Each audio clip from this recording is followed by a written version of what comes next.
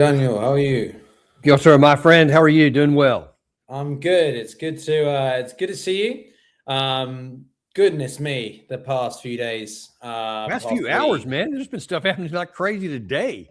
Well, I'm just trying to take it slowly, build the anticipation of what we're going to talk about. But yes, exactly. The past few hours, we are going to pay the price. Apparently, if we are Iran, according to Donald Trump, he's going to hit them again tonight. I mean, let's just get straight into it. Do you think that's actually going to happen, or is this Trump playing war Well, with listen, words? I'll tell you, because just a few minutes ago, 30, 40 minutes ago now on Truth Social, Trump posted this. He said, last month I directed our great military to execute a secret mission to take oil tankers. And he goes on to say how he's got 100 million barrels of oil through there, et cetera. And he says this wildly successful effort is because the United States of America controls the Strait of Hormuz, not Iran. Their military is defeated. Their economy is lost. It's over for Iran. Now, that's where he ended it. Thank you for your attention to this matter. But one wonders, is he going to use that to say, well, I don't need to bomb them now. I've already won. I just said so in this Truth Social. We're hoping, me and several other like-minded folks are hoping that this is a prelude to him walking this back again. I mean, I've never been praying for a taco more than I ever have today. And it's Wednesday, not Tuesday, but still better late than never, because if he goes back to bombing, and he told Trey Yingst on Fox News this morning on a phone call that he was specifically going to hit energy infrastructure in Iran. And we all know what that means, what Iran's going to do in retaliation. And it's catastrophic for the global economy. So one's hopeful that he's not going to do it. That's why I got my fingers crossed, but I'm hoping that's what that signals. Yeah, it just strikes me very strange, even more than usual. Well, apart from the beginning of the war, I guess, that we've had such a change of mind from Trump and other people. That there was one piece that I noted said that he had made his comments, and then afterwards he had been spoken to by Joint Chiefs of Staff Kane and Hegseth. And they had essentially talked him into making those strikes on certain targets within Iran. But once it became clear to the Iranians that the Americans would have striking things that, let's be honest, Daniel, the targets were a dam and what seems to be his non-military sites, unless they supplied military barracks or something, but like pretty loose, arguable response, right? And so the Iranians were saying that we're responding with proportionality to America's self-defensive strikes after the Apache downing. So the whole thing just seems like a knee-jerk reaction from Trump as usual. And he decided he changed his mind on a moment's notice, much like I think he did with this whole war. Is that where you think we are right now? Or is it more a case of just he does have a greater plan in mind? Listen, here's what we need to understand just categorically. And I've talked to way too many people with very high access in the Pentagon and the White House here just of late, even the last 5 or so days, one earlier today. There is no cognition ability in President Trump anymore to make rational, cognitively intelligent decisions. I literally just had Robert Barnes on our show, who worked for Trump as a lawyer in 2020. And he said that the Trump that he knew then was sharply focused on understanding an issue. He was a voracious consumer of information, would listen to all the details, understood the complexities of things, and would ask a lot of follow-up questions. He said that man is gone. He said now then the guy here is ruled by fear of all kinds of things, irrational fear. Some of it's not irrational, but he can't make a decision. He called him deal incapable now. That's according to Robert Barnes, and he's got somebody that still has access to pretty high up in the White House. And he said it's just driving people crazy up there because he'll seem to make a decision in one place. He'll have told the staff that, okay, we're going to do this, something that makes sense. And they're like, all right, ready to do it. And then like this morning, Rapid Response, which is an official U.S. White House X account, published a video from, I think it was last night, of J.D. Vance saying that we are really close to a deal. We're working out with something with the Iranian side. It's going to be good for America, et cetera. And I have good information that was true, that he was close to a deal. I had talked to some Iranian folks that have access to their negotiating teams, and they said, yes, we are close to a memorandum of understanding, not a final deal, but something that can get us into the negotiating path. And they said both of us agreed to that. And then Trump pulls the plug on it. The White House publishes it, I think it was like 10 o'clock this morning, that J.D. Vance from last night. And then about an hour later, Trump goes on to White House, which you referred to, and said, yeah, we're going to go back and bomb more today. So, and now we have this Truth Social 40 minutes ago. So who knows what's going on? But he said, Robert told us, every time somebody gets in one ear, he says one thing, and then another ear or something else. And there's all these fears, and he just cannot come to a decision. So in that regard, the fear is, my fear anyway, is that at one point he'll give an order to the White House, and before somebody else can give him a good fear about how bad this would be, that the order gets executed. Because once that happens, then it's out of anyone's control. As long as he can taco out of this one, and I'm begging for a taco, then it buys us more time for the walkaway plan, something where he can just claim victory and leave. So until we see the bombs fall, and especially on those targets, I still have some hope, ironically, because he can't make a decision and stick with it. But how is he able to retain power if it's such a problem now? If the threat to U.S. decision making, its own national security, is so extreme, how is he able to retain such a position? Because our system is not designed for this. Our system is designed for the elected leader is the commander in chief, and he calls those shots. Our whole 250-year history has been, even with some bad presidents and some that have been terrible people, they've all been cognitively coherent, and that they could make decisions. You may not like them, but they were in control. And so the system is designed for hierarchical obedience and submission through the rule of law to obey lawful orders. So that's where everybody is. I'm talking from infancy up, is wired that's how the system works. It's never had a situation where there's a guy who is clearly cognitively declined in a different way than Joe Biden was, because that was also clear, but his was in a different sort. President Trump is harder to detect because when he's in front of the camera, when he's making speeches, he doesn't have these obvious things like Joe Biden did, where, he'll zone out or his mouth will be hanging open or whatever. Trump's not like that. He seems to still be as cognitive, as coherent as he was before, because he made his whole brand on, confident or breaking the norms and being crazy and whatever. That was part of his shtick. He did that on purpose. Now that it's not on purpose, who can tell the difference? And nobody is willing to risk that. Look what happened to Thomas Massie. That was a very real pain and consequence to him going against President Trump politically. So who's going to follow in after this when President Trump's got whatever it was, I don't remember, who knows, somewhere between $20 and $40 million were worked against to get him defeated in that primary. And so President Trump always talks about all these people he puts up there for primaries, and like this massive number of them win. So people see, if you're on his good side, you have some success. If you get on his bad side and stand up, you're going to get fired or you're going to get defeated and knocked out of power. So right now, people see this on the inside. I guarantee you they do, but they're also afraid to act because they're like, I don't have the power to stand up to the president of the United States. And you would have to have the entire cabinet even to start the process of the 25th Amendment, which is such a long process. It probably would never work anyway, but it would certainly get people's attention. But President Trump has foreseen this problem. That's why he has only the most loyal people, not whether they're qualified for the job, but whether they're most loyal in all these positions, so that it's other than something just, I don't even know, otherworldly, off the charts of something that he wouldn't do. They're not going to do the 25th Amendment. They'll say, well, let Congress do that. Or if they want to do an impeachment, I guess they can do that. But who's going to take that risk of the people that he put in place, because they are by nature risk averse and they want his approval and his support because they want to continue to succeed. That's why they took the job. That leaves us in a very, very dangerous place. So what do you think of then the Apache whole debacle? From my understanding, the Iranians were largely just doing what they said that they would, right? It's not a defense of the situation, but simply that they said if anything violates our airspace, if it breaches what we consider to be the terms that we've laid out, we're going to respond. And they did. And then we had to have this situation in the dark dead of night, getting the two service members, and then the US response. One commentator I heard say yesterday that the US response was not enough. It was not only attacking sort of sites that are not really right under international law, but moreover, it didn't really it was disproportionate to the event itself. What's your thoughts? Okay, let's start at the beginning. You said that the Iranians did what they said they would do, but did they?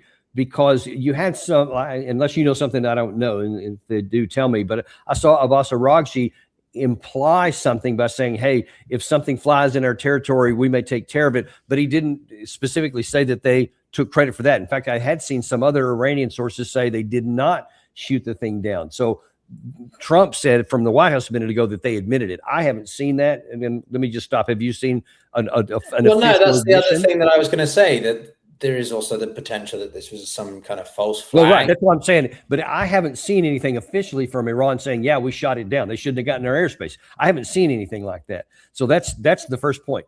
Then you start to say, okay, an AH-64, if you take a look at that thing, it is a very tight compartmented cockpit where there's one soldier in the front and then there's another right over his shoulder on the back. And they're very, very close. It's not like a two-seater situation. They're side by side. It's one like this, one over the shoulder. One's I think the gunner and the weapons operator, and the other one's the pilot that actually flies the weapon or the aircraft. If you look at that and listen to what's been told, there is no way on God's earth that's true. The first thing that was reported by CBS and CNN yesterday was that it was a Shahed drone that hit the Apache helicopter. Okay, first of all, a Shahed drone is not a maneuverable airframe that can, because it's autonomous, that it can't see a helicopter and then fly into it and direct itself onto it. It doesn't have that kind of capability. It can maneuver to get to a target. It can take a circuitous route, but it doesn't have the ability to intercept air-to-air airframes. There are drones that can do that, but we were told specifically that it was a Shahed drone. But then even if it was misidentified and it was something else, if you look at the cockpit, what President Trump said today, what he told Trey Yingst, is that the drone penetrated the cockpit and got stuck and then didn't blow up. But there was fire and smoke everywhere. And then the pilots got out. But when you look at an AH-64, that cockpit has to open from the front. So if anything penetrated and broke it, how would the cockpit ever open up? And these drones, especially the Shahed, is a point detonating. So it has this massive explosive warhead on the front of it. So if it hit anything, it's going to explode. And if it doesn't explode, it's huge. It's way too big to get in and lodge into the cockpit. If it hit it, even if it didn't have any explosions, it would have ripped the aircraft apart, especially a mid-air collision like that. There's no way that happens. The only way it's even theoretically possible is if it was a small drone and then somehow got wedged into the glass somewhere. But then you still have the problem. How are they going to get out? Because somehow they have to get, there's not like a fighter jet where there's ejection seats.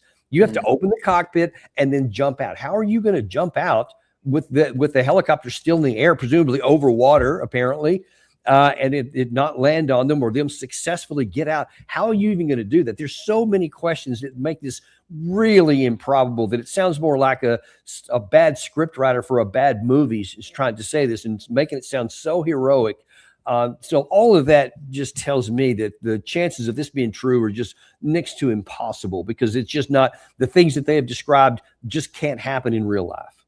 So let me clarify on the position of the Iranians and the downing of the Apache itself. So this is actually what was stated by Foreign Affairs Minister Abbas Araghchi on June 9th. He said that foreign forces, quote, are at a constant risk due to their own errors and should leave the region because Iran will never be, quote, hospitable to their presence. So a lot of people think that that is a direct reference to the Iranian attack on the Apache helicopter, but stops short of explicitly naming or threatening the US forces. It's the same tactic that they've used throughout quite a lot of the war, but also throughout various engagements in the past, right? It sort of goes back to their plausible deniability approach, albeit they've kind of abandoned that in the past year since the 12-day war and the whole disintegration of the proxy network or severe weakening.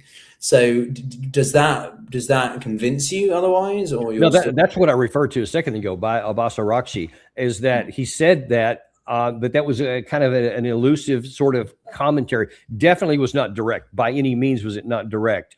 In the context, you may say, well, maybe that's what it meant. Maybe he was trying to say, hey, listen, if anything does come in there, we're going to do that. But there's been a lot of other aircraft that have gone in and haven't been attacked, other than MQ-9 Reaper drones, because apparently we've lost like 41 of those. So the drones they have continued to take down, because that does reconnaissance. but this is the first known attack on a helicopter. And one would also ask, why was an AH-64 in a time when we're supposed to be in a ceasefire? What was it even doing over there anyway? Were there other aircraft with it? So many questions that I have. And so that comment by Abbas Araghchi, maybe that's what he meant. Maybe it's not. They left it diffused. It wasn't direct. But I have separately seen, and unfortunately I don't have it handy, where they said, no, we did not shoot it down. So there's conflicting information apparently coming out of the Iranian side. So bottom line is, whatever they say, it didn't happen the way that President Trump said. I will tell you that. There's almost no way. It's almost physically impossible for what was described to have actually happened. Yeah, I mean, personally, I'm inclined to believe that. It comes from the foreign minister of the country. The other source you're thinking of is various different, but it's also state media, which, well, I mean, they might want to walk that back. But I think if the foreign minister is basically saying we did it, but we're not going to tell you explicitly, then I don't know. That somewhat convinces me otherwise. But all in all, though, what it means is that we're now back in this situation. I've just seen a report here from Axios saying that Trump has lost his mind. He's gone berserk, stating that he's fed up with the lack of progress. He's tired of being kept waiting, as they put it. But why did Trump think otherwise? Is the guy's just a delulu in your mind, and there's no point trying to wash why he might have chosen now to shift policy? Well, the only thing that makes any sense is that he has come under just withering pressure from pro-Israeli sources, and that means pro-Israeli sources in his inner circle. And we know there's quite a few of those. You see them on American television all the time, especially on Fox News. You see Mike Pompeo, you see Jack Keane, you see Keith Kellogg, you see Rebecca Heinrichs, the Victoria Coates. I mean, a whole slew of folks. Dan Hoffman is another one. They're almost always saying that we need to go back to war. Jack Keane yesterday, or day before yesterday, I think it was, explicitly says, yep, there's no point in talking anymore. We have to go back and finish the job and do all this stuff, even though there is no rational path to finishing the job, or we would never have stopped it in the first place. This nonsense that people keep saying of, oh, well, we got 70% of it done here. We just got a couple more weeks. We can go back and then we'll finish the job. That is a lie. Straight out of the depths of hell. There's no truth to it whatsoever. I mean, it's also irrational and illogical. Consider this. Are you telling me that you think the president of the United States, Donald Trump, and the Pentagon are going to say that they're 75% of the way to defeat, and all they got to do is just do that last 2 more weeks, and then they'll be devastated and destroyed, and they wouldn't have, and that they would have stopped and allowed them to recover and stuff? Of course they wouldn't have done that. Nobody would do that, especially not this crew. If they thought that they were that close, they would have hit the gas pedal. They would have gone even harder and dropped even more to completely finish them off. They didn't because they can't. That's the bottom line here. So going back and doing it now is not going to have any more of an impact than it did before, except that now Iran has promised to accelerate their response even outside of the region and beyond, to expand the war horizontally. And they're already, Hezbollah is fighting. They're talking about Kataib Hezbollah in Iraq is possibly. We know the Houthis from their own statement just a few days ago. They're already claiming they're stopping Israeli shipping in the Red Sea. They could also expand that to the Bab el-Mandab, and then nobody's oil gets out there either. There's a lot of places for the Iranian side to escalate, and they won't do it unless we go back to fighting. So I'm hopeful that President Trump won't do that. If he's motivated by fear, I hope some other voices will get in that other ear, besides the Jack Keanes and the Mike Pompeos, and start telling him economically, this is going to be devastating for you, and we can't recover from this. If the Iranians do what they promised to do, we can't recover from it. No tweet, no Truth Social, nothing is going to solve that problem if we do. And so we have to hope that sways the day. Yeah, the trigger for Trump strikes on Iran was finally the U.S. helicopter. I'm just reading here from Barak Ravid of Axios. And that Trump had been going more and more frustrated because the Iranians had not responded in this effective 2 weeks, Daniel, to his latest offer, right? It still hadn't arrived. But that makes me feel like it's just part of the Iranian strategy. Put as much pressure on Trump as possible by just eking out the time frame as long as possible, be as drawn out as possible, because ultimately the Trump administration, or Trump just personally, and his time horizon, the amount of time he has. Well, see, I look at it slightly different, not completely different. How do you see it? But it's not that they're trying to drag it out, the Iranian side, is that they recognize that they have the leverage. And they're saying, look, we'll make a deal today if it includes these things. because those are what we feel like we need to have, and we have the leverage to compel them. If you don't get it, we're just not going to make a deal. We're not going to agree to something that we have the leverage to avoid. And if that takes another month, if that takes another year, 3 years, I think that the Iranian side is ready to pay that price, and they know that we can't pay that price over the same amount of time. Iran can suffer and suffer egregiously, and I think they have calculated that we can't, that they can endure this. It's a gamble, it's a risk, but I think that they rightfully have suggested that we can do that. So it's not that they're dragging it out, it's that they're saying, because they're not changing their terms. If anything, they're adding to them and making them more difficult for us because they think they can. I mean, that's how it's working right now. And normally that's how it always works. The side that has the leverage can make the demands on the other side. But in this case, the side that doesn't have the leverage, just because we've exposed that we don't have the leverage militarily, that's what we've always had as our ace in the hole. But now that ace didn't work and we can't compel them to do it. Now then they have proven that, so that they have neutralized that card. Now then what card do we have to play? And it's the economic card, but they've got some big economic cards too that they can play. So they have more leverage and more potential leverage than we do. So I think that they're holding out that all these terms that they say, release of the frozen assets first, release of the sanctions on our energy infrastructure, removal of your blockade, and recognition that we're going to remain in control of the Strait. And one of the most difficult and emotional ones is the war against Lebanon has to come in. Hezbollah in Lebanon has to come to an end too. They're saying those 5 things are non-negotiable, and they think they have the leverage to compel them. So they're not dragging it out. They're just having high demands and going to say, who's going to blink? Yeah, I mean, I still think that they have a sense of general strategic endurance, strategic patience that they think that they can leverage.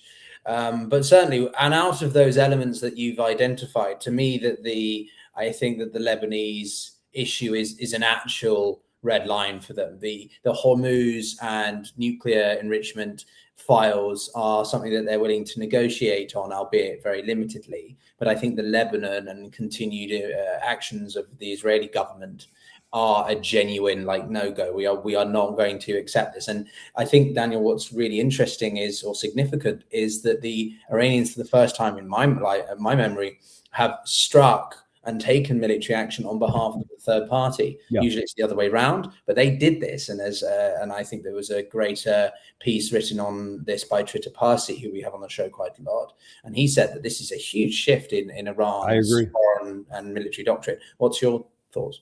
Yeah, I agree. In fact, I believe I saw this morning, I've been swamped with shows, so I haven't been able to follow it up too much, but I think I saw that some Iranian officials and official statements have indicated that the Gaza is now added to the list, and the Palestinians in Gaza, not even just in general for Palestinians, but we have to have a ceasefire in Lebanon and a ceasefire in Gaza because all the people now are going to matter. So I don't know for sure if that's the case. I think I saw that this morning, but it does show that because they have increasing confidence that they have the leverage and they have these additional cards they can play if they need to. I think they feel like they have the ability to make these threats. And again, I cannot emphasize enough, we played our ace in the hole first. And that was with the military card, thinking we could just blow them out of the water and just destroy them and make them, come begging for terms. And then that didn't happen. They saw that they were able to endure that. They neutralized that ace. And now we don't have any more aces to play. They do. They still have some more aces, like striking the other infrastructure, the other energy infrastructure in the Gulf, which they had largely left untouched. There's a lot of other targets they could go after. So I think that they say, hey, if you want to play a game of chicken on a national or strategic level, we're willing to play it. And I think that they have shown that now then, because of all the damage that we've already caused and the assassination of their senior leader and all these other generals that have been killed and the destruction of their surface fleets, the big ones anyway, that they're like, hey, we've lost so much, but we've withstood it. And we are not going to back down now because we see that what's left, these underground missile bunkers, the production facilities with their drones underneath the surface of these mountains that we can't get at. We've proven we can't get at it. They can repair what damage that we do to the exit holes, et cetera. And I think that they're saying, yeah, we've got more cards than you do now, so we're in the driver's shot. And I think they're playing that. And we haven't come to that recognition yet that we played our best cards first and they were neutralized, and we don't have any more good cards. So we have some cards. We have some 10s and some 8s and whatever. I mean, we do still have a pretty powerful military, and we can definitely blow a bunch of stuff up and kill a bunch of people in Iran. but in the things that matter, that would also prompt them to start playing their higher cards, and that's where you get the problem. Oh, so this isn't about the Iranian people, Daniel? Yeah, it's all about freedom, man. We just want to bring freedom to the. Oh yeah, we forgot about that. Yeah, no. Anyway, no. Let's brush aside from that. Okay, but I'm curious also on your thoughts, Daniel, about just generally the Strait of Hormuz more broadly. We had Sal of what's going on with shipping yesterday. Great deep dive with him on the sort of maritime elements, but from a military standpoint, like, when you look at the situation of the US and these continued flare-ups, we haven't spoken for a couple of weeks, so there's been a few. What does that tell you about the state of control, or just generally of the US operations in the area from your experience? And also, where are we with stockpiles? Like, how sustainable is this from that element? Well, I mean, the fact that this is whatever it is, 103 third day of the war since the war started, something like that. And the control of the Strait of Hormuz still resides, despite what President Trump just Truth Socialed, in the hands of the Iranian side. They're the ones that decide if any of the GCC countries get to send their oil out or not.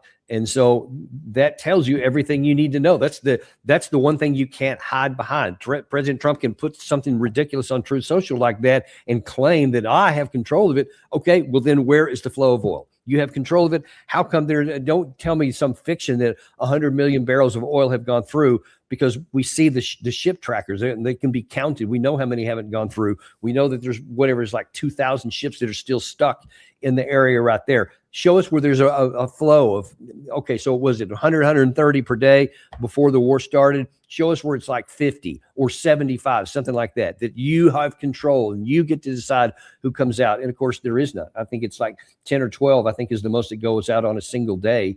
And most of those are from the Iranian side because they have coordination with the IRGC and they've gotten through. So I don't know. I'm sure some ships have gotten through, but I'm almost certain that that's just a fictitious number that he threw out there, because most people, they don't know. They're not going to have any way to know and independently confirm it. But what we do know is that the strait is blocked. So in a military perspective, that still remains the number one leverage and card that the Iranian side's hold. And as long as they keep that traffic shut off and any meaningful number, then this war is going to continue on, and we're going to be forced to, at some point, just concede to reality, because going back to military, firing a bunch of targets is not absolutely zero chance that that's going to cause the Iranian side to say, okay, uncle, as Trump calls it, fine, we'll just give you what you want and just please leave us alone, because they know that'll never happen. It would be suicidal for them to do so. It would be suicidal for their leaders to agree to something like that. I think that would cause the people to revolt. Maybe the IRGC to revolt if their leaders actually gave in to something like that because of a few more bombs. And it's irrational to think that that's going to happen, and I don't think that it's going to. So militarily, there just hadn't been much change in the last 101 days. Let me just double check how we're doing for time with you. Yeah, I'm getting close. I got about 3 or 4 more minutes. All right, good. So we've just seen talks also from the Qatari side, Daniel. So the Qataris have been pushing for this. You know, there seems to be efforts on the diplomatic side, but the Trump administration is hell-bent on undertaking what they call a proportionate response, as I alluded to earlier. What do you think happens next? Are we actually going to see these strikes or not? I'm still on the fence. I think it's part of this sometimes misdirection, deliberate sort of escalate to de-escalate sort of thing. Or do you think we could actually follow through and we're back in complete... one of the reasons I keep checking back to True Social is because Trump has had at least, as I recall, at least 2 cases in this war to where he had threatened that something big was coming. And then at the last minute, he comes in and says, well, I've got a deal. I've been worked out with something and we have agreed, or I think that they need more time. They're confused on the Iranian side. They don't know who's charged. So I need to give them more time. We're this close to a deal. And so we need to, he's done that on a couple of occasions. But Daniel, if I may, just on that point, the last time he said, praise be to Allah, there was a significant military move, wasn't there? So this is his second time. So I worry that he's going to do that. For he did say that too. So I, unfortunately, in what I believe is the state of mind of the President Trump, you can't take anything that like, oh, well, this means this, because it could change from minute to minute. I mean, it's weird that he even said that. It defies any kind of cognition and logic anyway. And, this idea that he's actually, playing 3D chess and he's sending these signals, whatever. I don't see any evidence of that. What I see a lot of evidence is that he cannot make his mind up on anything. That's why I say Robert Barnes said they called him a decision or a deal incapable. He can't make any kind of a deal or a decision except that's why I hope that he doesn't make this one call to tell the military to go ahead and strike anyway, even though the military at the senior level, I'm told, are all saying this is not accomplishable militarily. We don't have the resources to bring the country, their political leadership, to submission. We just don't have it. And if you try, it won't work, but it will spawn all these other attacks. So I hope that'll work. I saw what he said, but my hope is that he won't do it. I can't say he won't. My gut tells me there's about a 75% chance he backs out and calls something else and says we're close to a deal again, whatever, because I think that he knows, and if he's guided by fear, he realizes if that threshold is crossed, you can never come back from it, because that will take it up a whole new level from where it has been. And I really hope that that's what happens. Likewise, but simultaneously, Hegseth was in another part of the US earlier, meeting troops talking about Cuba. So you may well be seeing the United States taking moves on Cuba. He was in Guantanamo Bay earlier today. So are we going to see operations over Cuba simultaneously with this? Who knows? But Daniel Davis, thank you so much. Daniel Davis Deep Dive, always a pleasure. I look forward to having you back very soon, and hopefully in better circumstances. But yeah, we always seem to get you on before the crisis. We preempt the crisis and then it unfolds. But thanks very much for your time. I'm going to stay on and just sort of debrief. And all right, soon. See you next time. Bye, Daniel. Take care. All right, guys, that was Daniel Davis, a reoccurring guest, a regular, someone who I think speaks from a lot of experience and with a degree of caution, a well-deserved and experienced set of concerns and cautions there. I differ with him very rarely, but on this case, I do think the Iranians are deliberately drawing this out.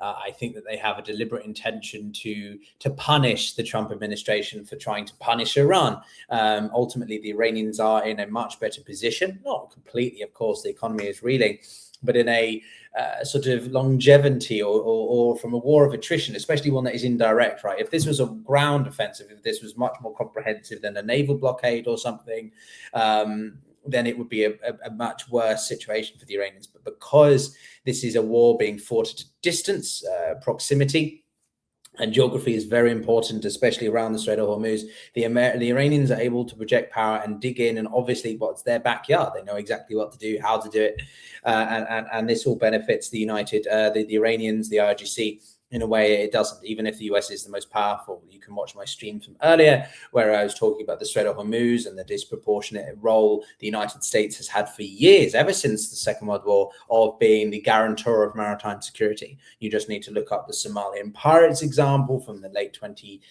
2011, to demonstrate how the United States was able to conjure up support for a multinational task force against the Somalian pirates, much like it did sort of equivalent of the Gulf War.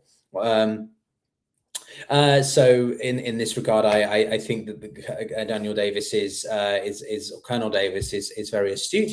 I disagree with him on certain other things. Sometimes I think we need to be more hawkish than he is, say, on Russia, Ukraine. He fears the idea of Putin using a nuke, which I don't, because I understand Russia, I think, more, and Putin better than Daniel. But he understands military doctrine better than I do. And in this case, as I say, I think the Iranians are drawing this out deliberately. They have a certain endurance that the Trump administration, and more specifically the American electorate and West, doesn't, for casualties or for just suffering. The Iranians and the Russians are quite similar in this way, in that they're both willing to suffer, to endure hardship.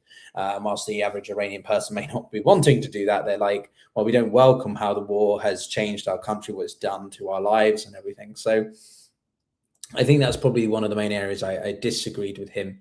But again, it's very minor. And I'm still on the fence. If you want my quick take, I'm on the fence that Trump's actually going to follow through on this.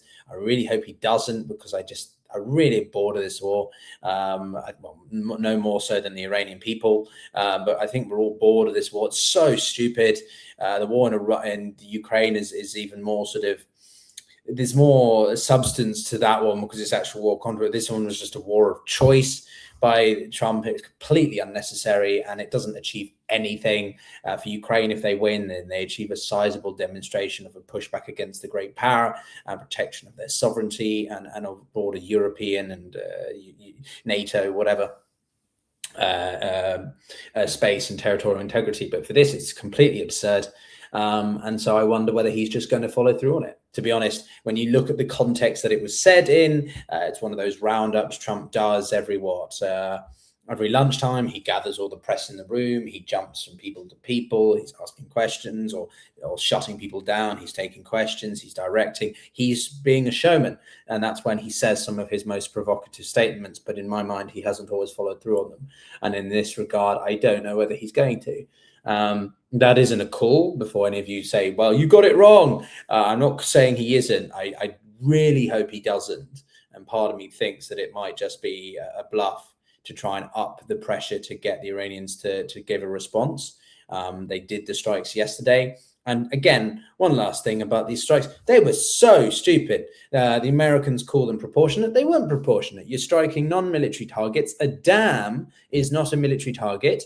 It's one that supplies 20,000 people in the nearby city, small city. And unless it's directly related to sort of funding a nuclear reactor or a nuclear project, like, there is no justification for that. And it makes full sense why the Iranians decided to respond, of which the Iranians targeted military sites. Again, this isn't a defense of the IRGC or their actions, but you cannot say that the Americans did, or CENTCOM or the Trump administration identified the right targets. They are not going about this cleanly, and it's only going to be a mess. So, in my mind, I just think that this is only going to get worse. I'm extremely concerned about the war getting picked up again, and I think it all comes back down to Lebanon as well, right? Iran has been, Trump is pissed off that Tehran wasn't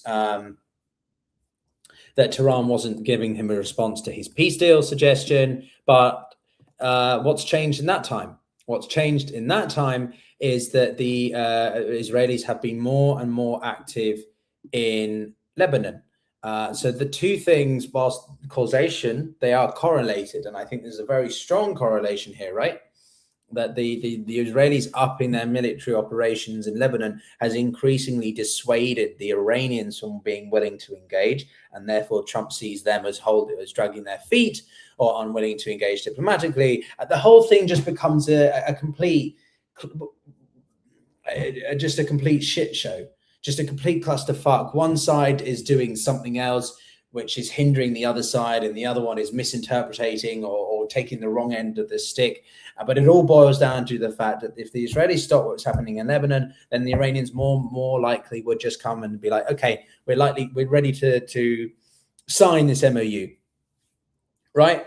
Ultimately, the strikes on Tuesday evening were intended to restore some kind of leverage, but be calibrated such by the Iranians that no one would be killed and the possibility of a deal would not be foreclosed, right? That's coming from both the Americans and the Iranians in their mindset. It's like the 12-day war. It's like when they struck Qatar and the massive base there, right? They literally told the Americans, we're going to hit this base, but we don't want anyone killed. So take all your people out so that we can symbolically strike back, but not lead to a continued downward spiral or the escalation ladder, etc., etc. Meanwhile, the Qataris have been holding talks in Tehran of trying to get the negotiations back on track and close any remaining gaps. They met again today, and that's whilst Trump has made these threats. We're going to hit them hard, but the Qataris have been saying that the atmosphere, the sentiment in Tehran is pretty bleak. It's pretty low. They're not very impressed with Trump. They just can't trust him. And so, if Trump wants to actually see progress, then he needs to, I think what we're seeing is Trump revert to coercion again, because he's tried the sort of, weeks of, well, we're being nice, but okay, we're just going to resort to threats again. It's a bit like sort of Putin or Russia only responds to hard power or force. So maybe Trump's trying to stick instead of the instead of the carrot or whatever, the stick and fruit. Trump basically said, just looking here, he had said that they'd been playing us for suckers and tapping us along. That's why I said drawing out in the case with Daniel. But Iran's president countered, saying that Trump's threats showed not strength, but, quote, desperation. And I mean, personally, I agree. I agree with both, in that I do think the Iranians are tapping them along, but I also think that Trump's constant emphasis on an imminent deal is desperate. So the state of play is essentially Trump's envoys and regional mediators, specifically the Qataris in this case, will be working to patch this deal together if it's even possible. But it all depends on whether Trump can be bothered anymore. What's unclear is that the US hasn't determined whether Iran intentionally brought the chopper down.